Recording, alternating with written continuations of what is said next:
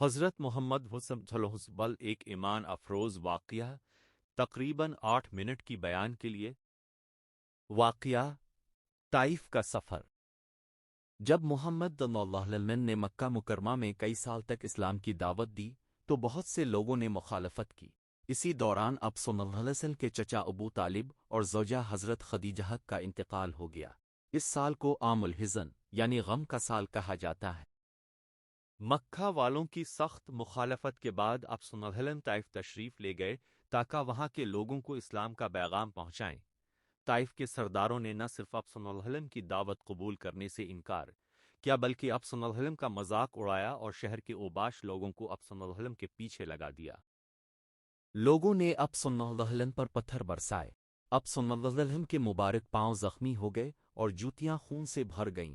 شدید تکلیف کے باوجود اب صلی اللہ علیہ وسلم نے کسی کے لیے بددعا نہیں کی۔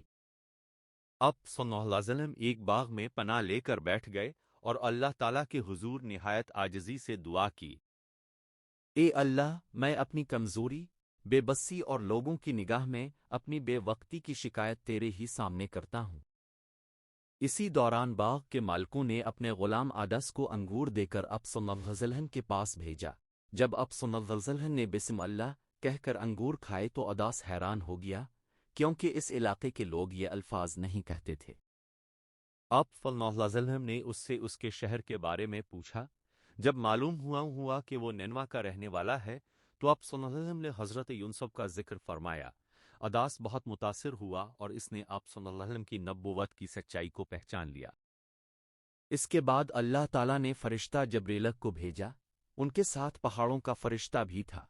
اس فرشتے نے عرض کیا، اگر آپ حکم دیں تو میں ان دونوں پہاڑوں کو ملا کر طائف والوں کو ہلاک کر دوں۔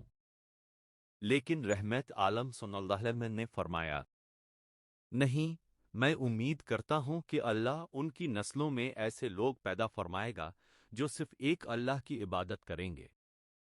یہ سن کر فرشتے بھی اب صلی اللہ علیہ وسلم کی رحمت اور شفقت پر حیران رہ گئے۔ چند سال بعد یہی ہوا۔ طائف کے بہت سے لوگ اسلام لے آئے اور اسلام کے وفادار بن گئے۔ ایک، مشکلات میں صبر کرنا چاہیے۔ دو، دشمنوں کے لیے بھی ہدایت کی دعا کرنی چاہیے۔ تین، اسلام محبت، رحمت اور معافی کا دین ہے۔ چار، حضرت محمد صلی اللہ علیہ وسلم پوری انسانیت کے لیے رحمت بن کر آئے۔ حدیث، میں لعنت کرنے والا بنا کر نہیں بھیجا گیا بلکہ رحمت بنا کر بھیجا گیا ہوں۔